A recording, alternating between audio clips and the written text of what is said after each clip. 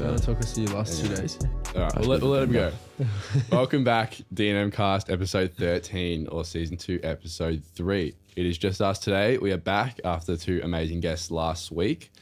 How are we feeling, boys? Luke just mentioned he's a bit under the weather. How are you? Oh, I feel horrible. I'm texting the boys for that, boys. I can't make it into the, like, get your ass down here. It's currently, just for context, 8 a.m. on a Tuesday morning. So we are freshly woken up. Anyone that follows my TikTok, you probably knew what I was up to yesterday. That's probably why I'm feeling so under the weather. Oh, I'm fine. What were you doing? I was doing the same shit, boy. Yeah, but I don't know how you back it You up. just look funny as fuck. Yeah, I was dressed up as a priest. Luke was dressed up as Julius Caesar. It was great fun. I had a great time. I had nothing on underneath. There's just a sheet around me. The guys that had the DNM jerry can. Yeah, The Diezel jerry can. 2 of our teammates dressed up as us, me, Luke, and they bought a jerry can as Diezel. Oh, it was so funny. But yeah, so we're just today's lead theme is taking L's or dealing with rejection in any sense, whether that be a girl or boy, or like you go for a job you don't want, you get rejected, a job that you want, sorry, and you get rejected, you try it for a team that you're working really hard to make and you get rejected. So some of our tips and what our experiences with rejection, because it's not a natural human instinct and it's hard to deal with. And I guess, that's what we're going to lead with today. So I hope you enjoy. And just quickly before we start, I think we want to talk on the last guest. We had a bit of questions asked about, obviously there was a bit of drama going on TikTok or some bullshit with one of our guests last week. And I think we just want to clear up that none of that will ever really stop us having a guest on. We want to be a neutral platform, and we don't really base a guest off our what we read or TikTok watch, drama, especially. Literally. If there's an article that might change it, but a TikTok video will never change us. We'd love to get to know the person first impression. That's and Merck's a lovely girl, and I think the premise being anyone can grab their phone, record a TikTok, and talk shit about anyone in the world. I'm not saying the girl made up by any sense, but there's not much credibility to it, so it doesn't really get you anywhere. No, 100%. So that's clearing that up, and we'll get straight into it. Lead topic of this episode is dealing with rejection, and no one is exempt to rejection or taking L's. We have all had our fair share, I'm sure, of rejection, whether it be in any sense, any form of the word. So it's not fun. I think that'll start. What about you, boy? I'll pass to you, Luke. What's your probably outstanding experience with rejection? Rejection's seriously tough because I put my mind to something, and when I put my mind to something, I really want it, and I really see myself in that position. So when I do get rejected, it's almost like all my dreams have come crashing down real quick in a second. So I get very overwhelmed when I get rejected, but I think that's just a part of life, and unfortunately you get rejected and it makes you want things more or work harder or in all those senses. So what are your thoughts on it, Diezel? Rejection's like 2 things. Like there's many things. Like I can talk about like footy and talk about relationships and stuff. Like there's been times where I've been trying my ass off just to break into like a senior side, and then like obviously I don't meet those goals and set so many standards on myself, and then when you don't meet those goals you're like, shit, like what do you have to fall back on in a way? Rejection's like huge for me. Like it's happened to me a lot, whether a footy team or relationships. I don't know. Yeah, it can be pretty disgrunting, especially if you put all your eggs in one basket, whether it be you're training really hard and you're set on making a team, or you're like putting in the effort with a girl and like she just turns around and said, and you're so sure about this girl and she just turns around and said, no, you're not for me. And that's like every right to do that. The teams have every right not to pick you. That girl has every right not to choose you. But I think it's how you go about it. But I think if you can deal with it properly and learn from learn from previous experience. Unfortunately, without rejection, nothing would have value. Exactly, 100%. You need rejection to keep progressing in life. They're goals that you want. They're most of the time rejection. You feel rejected because this is a goal that you've set for yourself. So you need these goals to keep setting for yourself, to keep pushing forward in your life. Pushing forward in your career, pushing forward with relationships or footy teams. That's what you need. And rejection, it does make you work harder in every sense. So you need it, and that's just a part of life. Makes you better in a way. 100%. And definitely. If you get rejected, almost 100% of the time, there's something that's there that you have to work on, or that's not up to standard, whether it be a girl didn't pick you because something, or because you're too whatever, or the team didn't pick you because you're not fit enough. There's something you got to work on. And I think using that as motivation is the best kind of motivation, because obviously it triggers a lot of other emotions like sadness. And I think you can't cancel out energy in your body. You can only convert it into something else. So if you're sad and all you want to do is sit in bed, that's negative energy. If you can convert that negative energy into motivation to go to the gym, motivation going to run, or motivation to better yourself by educating yourself or something, then you can't cancel out energy. You can only convert it to something positive. So I definitely think you shouldn't because you get rejected, it doesn't mean you should stop trying. It depends how you handle rejection. You can handle rejection in so many ways. You can then go into your shell and stop being yourself and not put yourself in positions, or you can take the rejection on the chin and then keep pushing forward. And I feel like that's where you're going to become the best version of yourself. So I think rejection will make you a better person, and it will make you better in every way. 100%. Especially like, and sometimes I think this is the next dot point we had. Rejection can be a blessing in disguise. Definitely. Sometimes you are so focused on something that you only focus on the positives of either something or someone that you almost blind yourself from the negatives. And rejection almost sometimes allows you to see things from a different angle and see things that maybe this wouldn't have worked if like I didn't get rejected, or like I didn't take the L, it wouldn't have worked out anyway. So sometimes it can be a blessing in disguise and a sign from, I don't know, higher powers that maybe it's not the right like fit for you at the moment. Might be later, but at the moment, obviously, your shit's not together. So Do you have an example of one? Such as they didn't like your friends. yeah, all right, we'll keep it very vague. But I found this very funny actually, because it's just a cop out, I think. But Luke was seeing a girl very recently. It was very short. Very short-lived. But Diezel and I only met her. I was like trying to. Diezel and I, this is important. Diezel and I only met her like twice each. Yeah. One of the time that Luke met her as well, and one separate time each. Yeah. And she's turned around a week later and said like, "Oh, I can't be like with you because like it feels like I'm seeing Tom and Diezel as well." Which is the way it is. I'm sorry, but That's just we how it spend is. all of our life together. This is like this social media and this podcast is probably number one in all of our lives, respectively. So I think if it's finding someone that's accustomed to that and able to put up with us while we're doing this, because it's not easy. I know that. I think the podcast has like followed me around, and you boys especially. Like every time I talk to someone about like how my life is going, like I see a family member, like, how are you?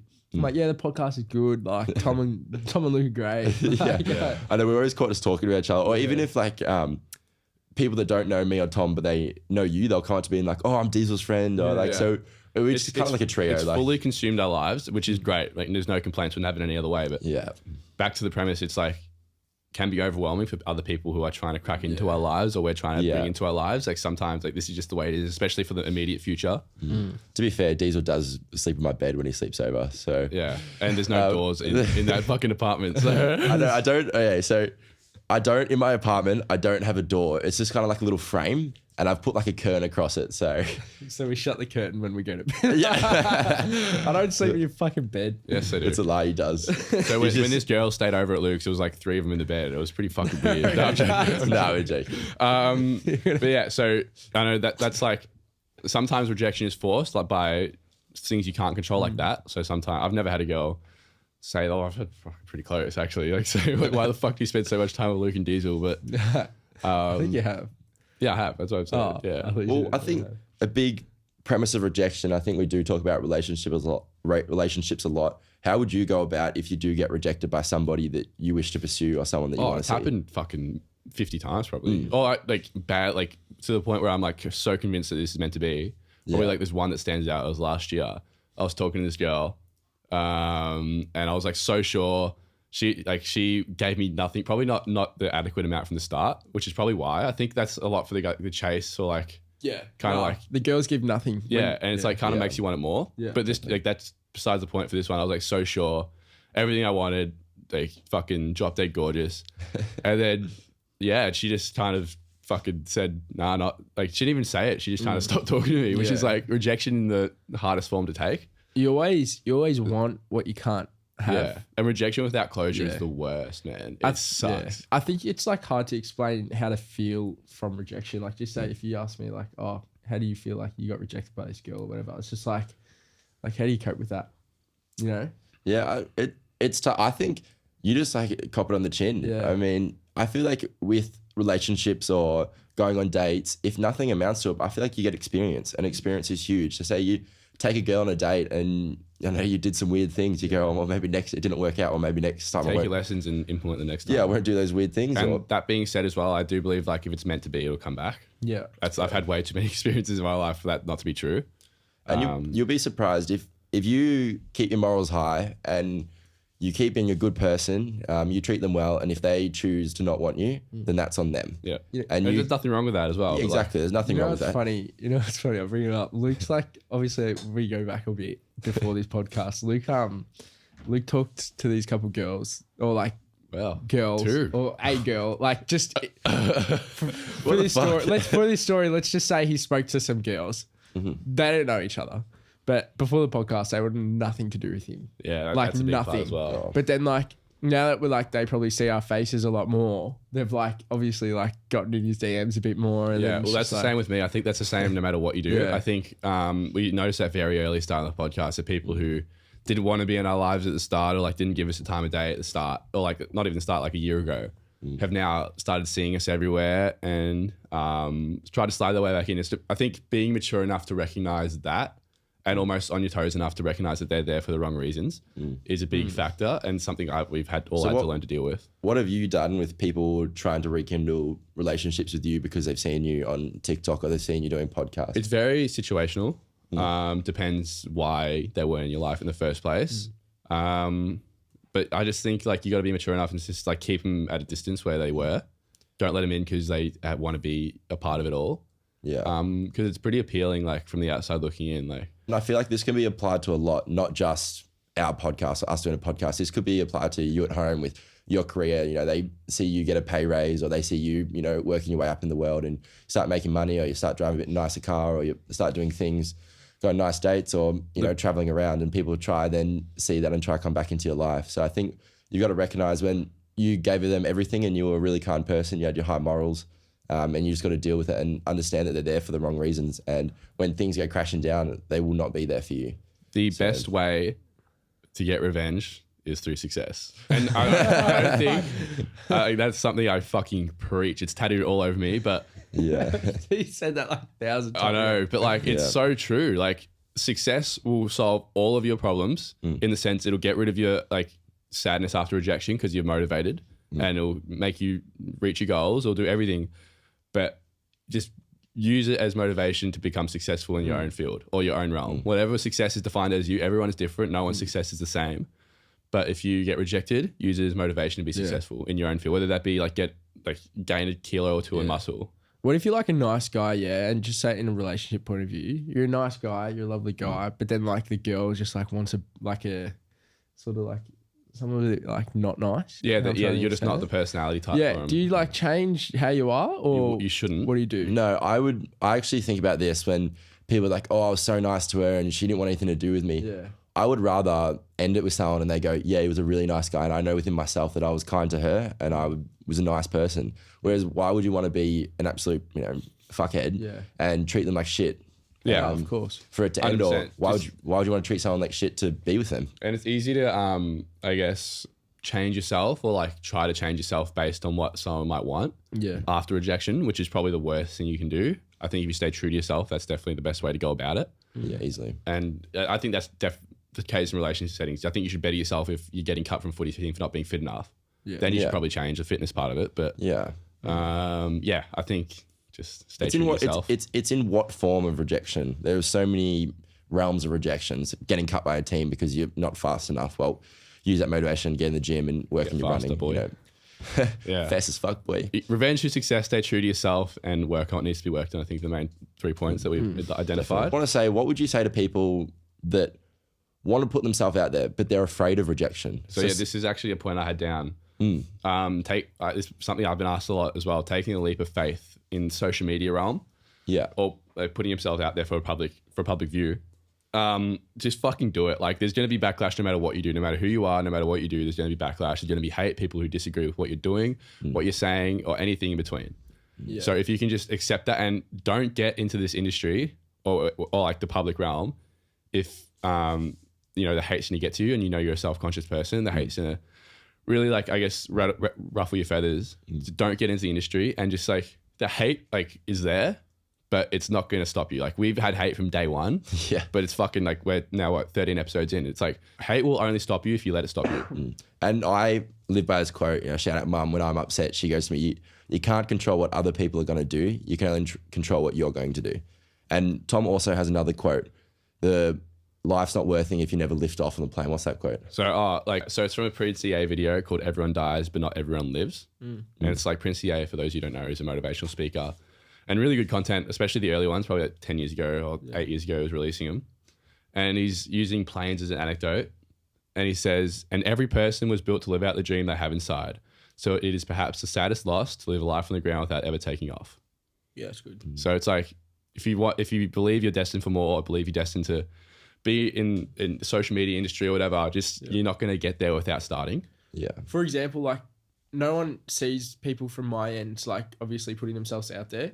And like, it was hard for me to put myself out there without giving a fuck. Cause like people always judge, people always think like, oh, what a fuckwit, blah, blah, blah.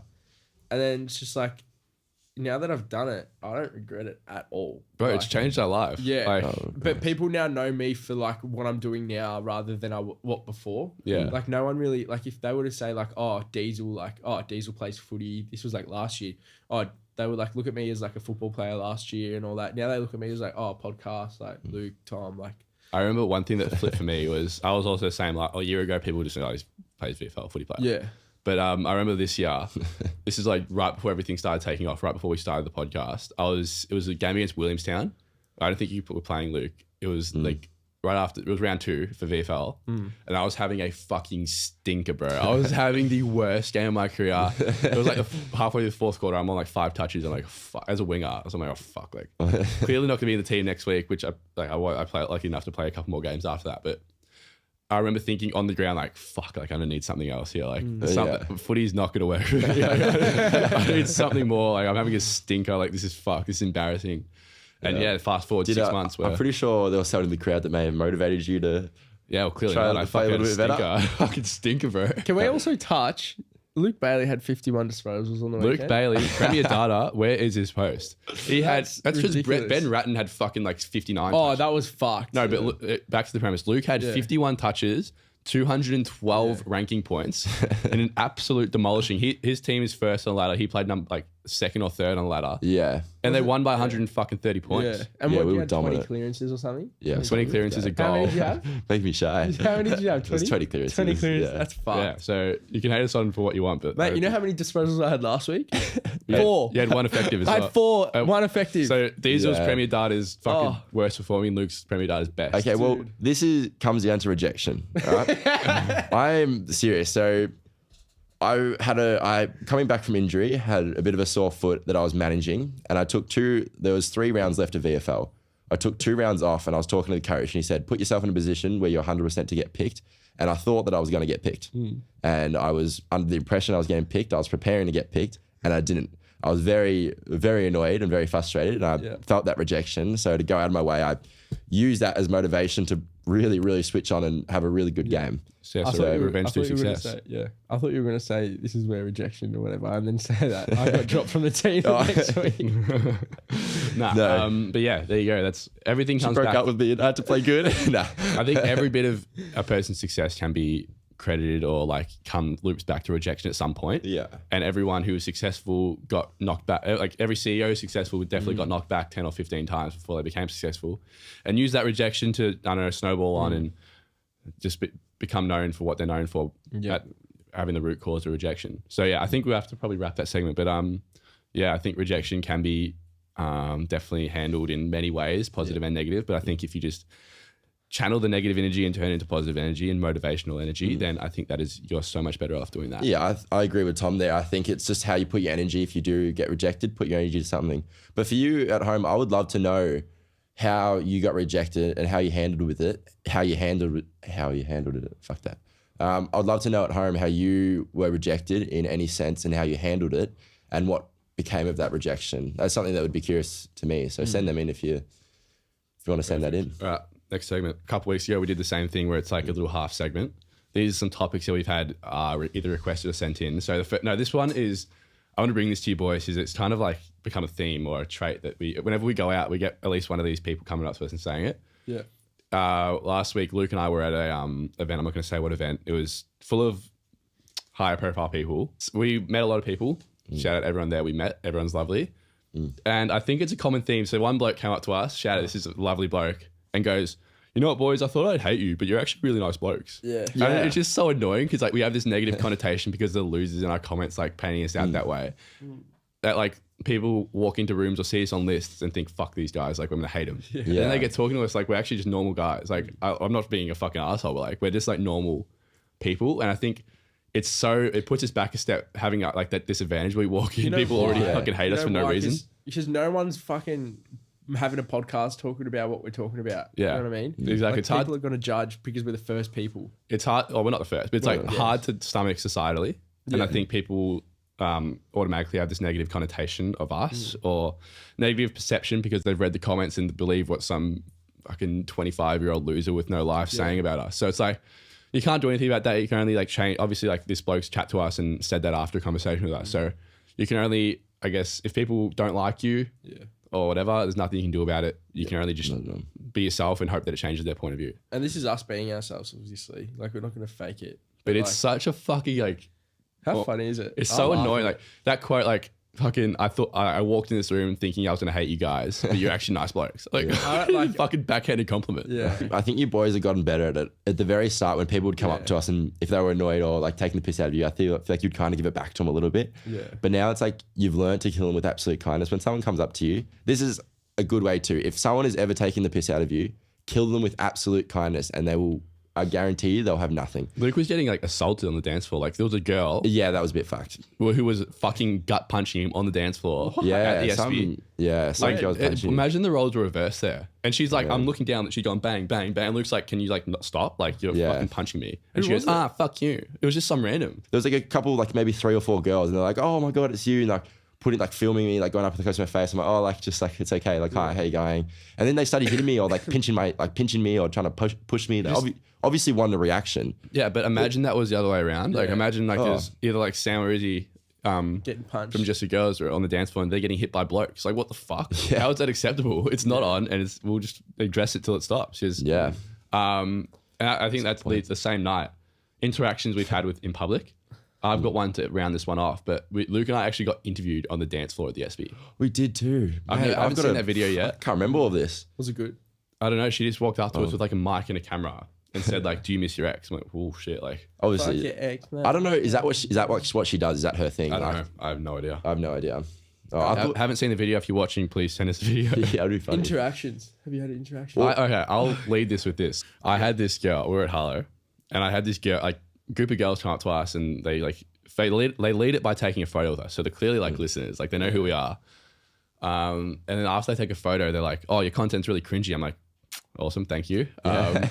That's and she goes, "Oh, like," and then her friends go away, and then there's this one girl keeps going. She's like, "Oh no!" First she said, "You guys should talk about women's rights." I said, "Look, we explored areas like, especially we've got one plan talking about like domestic violence and what we can do to keep a woman safe, which is coming soon." But I said, we're not women. We need like the proper support or like company of women to talk about those topics naturally. So, and she goes, "Oh, then you should have real women on your podcast." I went, "We've had nothing but real women, like successful and real women. Like the women we've had on. So Sam, Delaney, Troon, Liv, and Merck, I think are the only girls so far. Yeah. Yeah. They're outstanding women and all successful in their own field. And I think that's so like a chick saying that about another chick is just so Funny. They're contradicting. I think all of so. those girls are doing something that can make them better. Yeah. In a way. Like Liv's fucking modeling. Mercedes also getting into like management in gym. Delaney's running 21 half marathons in 21 days. Sam Guggenheim is the fucking biggest Melbourne influencer. Like, and I'm like, look, we've trying to find our niche. Like we're seeing success in what we're doing, so we're just going to stay with that and hopefully diversify as we go. And she goes, "Oh, you're not seeing success at all." I said, Fuck, do you want to see on the podcast? Do you want to see the fucking stats? flame it. I said to her, I was like, "I'll pull up Spotify right now if you want." Yeah. And she goes, "Oh, I don't want to see it." I was like, okay, Yeah, it's always people that like don't have evidence to back up their like negative talk. yeah. It's like, "Oh, you're not seeing success." Yeah. We Like, fucking All right, let's welcome back to Big Brother Advice, where you send in problems and we give you advice. And we've got an interesting one this week. We do a lot about relationship stuff, and I feel like you guys take that on board because it's real life situations that you can apply to yourself. Here we go. I've got it here. So creamy. Okay, shut the fuck up. She goes, "Hey, sorry, this is via the burner account because want to stay anonymous. Haha, need some advice from a non-biased guy perspective. I was seeing this guy, we get along so well, and it started hanging out. It kind of got to the stage where we were exclusive and pretty much dating. He would say stuff like he's never felt this way towards me or any of his exes or any other girls. Prior to us getting together, we were both quite happy single. I'd been single for 3 years, and I said to him when we first started hanging out that I don't really want to do casual hookups. And I was the only going to let myself get feelings if he was going to take it seriously. He reassured me that he was genuinely likes me and he wasn't here to fuck me around." Is that it? That's it. Wow. I think it's very easy for the guy to tell you what he wants to hear for a casual hookup and then give you the wrong idea. But I just think being able to identify it and maybe like just removing the sugarcoating from it and be like, okay, maybe this guy's not here for the right intentions. So. The truth is, guys know how to talk. They know how to tell you what you want to hear. They're going to tell you what they want to hear to try and get what they want. You should judge someone based on their actions, not their words. You, as a guy, you can tell a girl what they want to hear. You can make them feel a certain way, because when girls do see messages of boys, kind of love bombing it, you definitely feel a certain type of way. Such as if a girl was love bombing you feel a certain type of way, and you kind of believe them because you believe words, and when you're reading, you put ideas in your head. Yeah. But the truth is, if they're not doing actions, then words mean nothing. Boys can talk such a big game, but without actions, it's nothing. So just for example, I really like you. I really appreciate you. And, you're the only girl I'm seeing. And then he's inviting you over at 12 at night and you go, but I'm the only girl he's seeing. Well, no, probably not.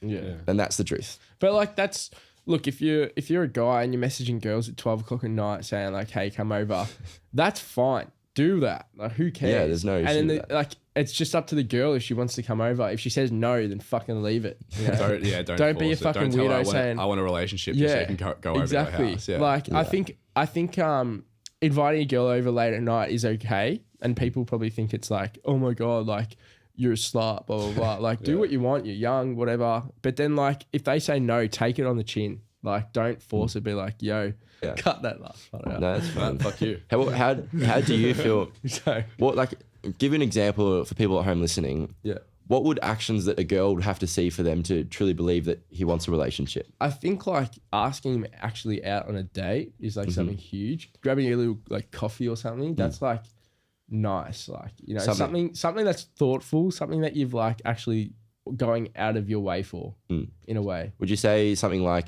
the guy going down to pick her up, take her to the movies, you watch a movie and then you drop her home, you walk her to the door. Would those actions? I don't know if a movie constitutes as an actual date where you can solidify that. Along the lines of like doing something, yeah, definitely. Movie, like it's up to you obviously if you want to do that. I've at the standpoint where it's like movie is a bit of a cop out and it's a very easy option. Like some guys, no discredit, some guys may have the best intention to take you to a movie if there's something they want to see. I feel like movies maybe like 4th or 5th date. It's easy as fuck. Like it's an easy option and almost a cop out for some guys. Yeah, I want something legit, but it's really easy to take someone to a movie. I think a bit more effort on the first date and you should be sure. Like I also think that you should try, if you're a girl and you're seeing a guy and you want to know his true intentions, just give it time. If you within a week of him love bombing you, you're over at his house every day. Well, you don't really know what he's really about. And if you give it time, say you give it 3 months, like a 3-month rule, right? You don't have sex, you don't sleep with him, or you don't really get with him, or 3 months is wild. It's like 10 dates usually. 3 months 10 is dates. fucked. Oh yeah, well 3 months might be a while. That's a long time. Yeah, well okay, 3 months is a while, but just say 10 dates or a reasonable amount of dates. Yeah. You'll then know what they're truly about, because once they realize that it's not going to be easy to have sex with them, they're going to change how they act. And they're either going to change in a good ways and treat you well and, value you, or they're going to treat you like shit because they can't get what they want. Yeah. And then you'll see their true side. This is sent in from a very close friend of the show. This is sent in from a Bailey. A Bailey? TB. And he's going through an injury at the moment. So this is probably why I sent it in.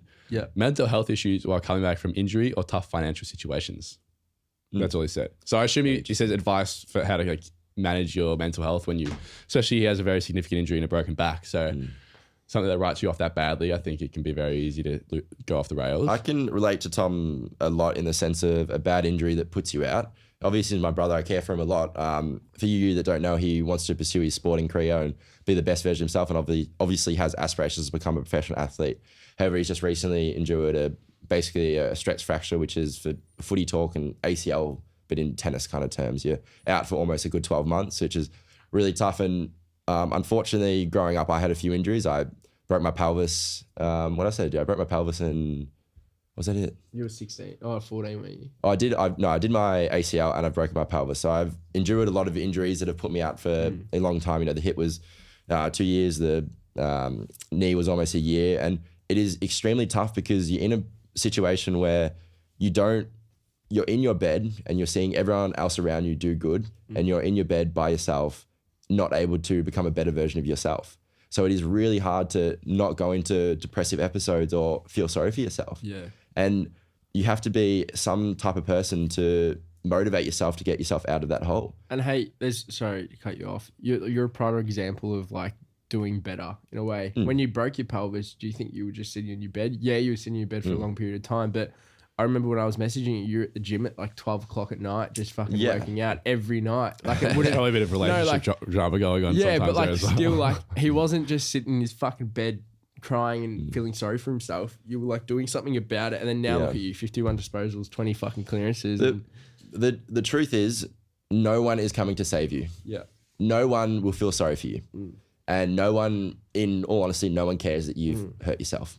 You know, they just want best for themselves. They might be like, oh, that sucks, you know, I'm here for you if you need, but they're not really there for you. Yeah. You know, you have to be self-motivated and you have to find your own worth. And just like with rejection, you could say that, you know, your body's rejected you in a sense.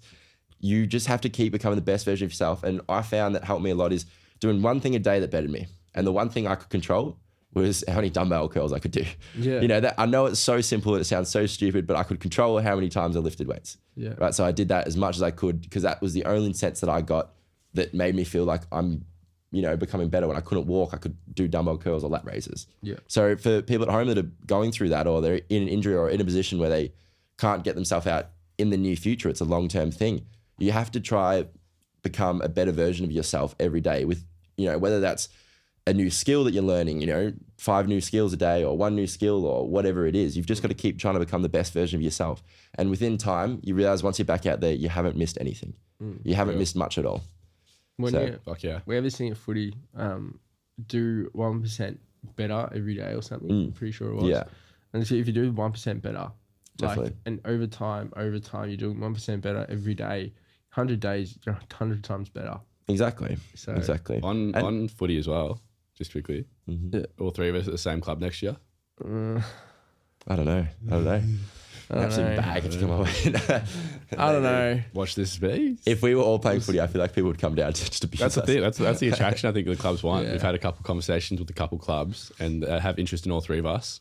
So I don't know why that wouldn't Yeah. just me. Anyway, going back to the point, it is hard and you will have days where you are sad and unfortunately you can't stop those feelings, but you can try to become a better version of yourself. For Tom at home, I know that you're going to the gym and you're trying to be the best version of yourself. I know with relationships in your life, you're trying to become, you know, a better person and you're trying new skills and you go in the gym and you're still focusing on your goals. So I think with this example setting in, you know, Tom's just going to keep going about his, you know, about his life and try to become a better version of himself. I think the financial situation as well. I think since you obviously can't do much movement, like TB, like maybe like find an office job or something that you can actually sit down. No, he like can't I'm sit just still saying. long enough for that, bruv. Huh? He can't sit still long enough for that. Yeah. Well, like I don't know. Try find even like your parents are really good.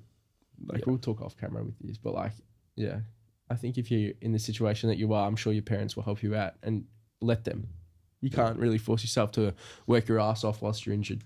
So that's done for Big Brother advice. We love everyone sending in. We do see them, so keep sending in. It will stay anonymous, but if you want to say your name, we can. But yeah, just send in any advice that you want or any situations that you have, you know, career-wise, relationship-wise, and we'll give you our best thoughts on it and try to lead you in the right path. Should we stay in a hostel for Thailand? Ooh. I don't know where we want to go. So No, that's a sorry, before you break off. Yeah. That's like that could work out good or bad.